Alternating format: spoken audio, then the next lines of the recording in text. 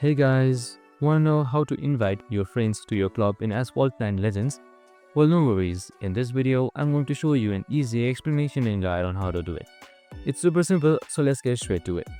Now, first up, simply open up your Asphalt 9 application, and once you're there, right here you can see this chat-like icon on the upper navigation. Just simply press on it. And once you're done that, make sure you are also a club owner or officer. So head towards this club's icon right here. Now you can only do it when you're a club owner or officer. So select members right here.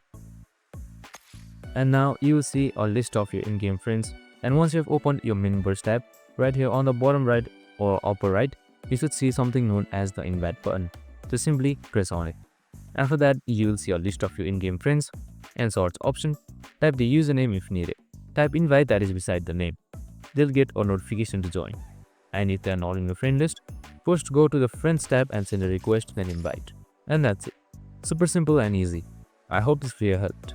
If it did, make sure to like, subscribe and tune in with us for more of these videos. See you in the next one.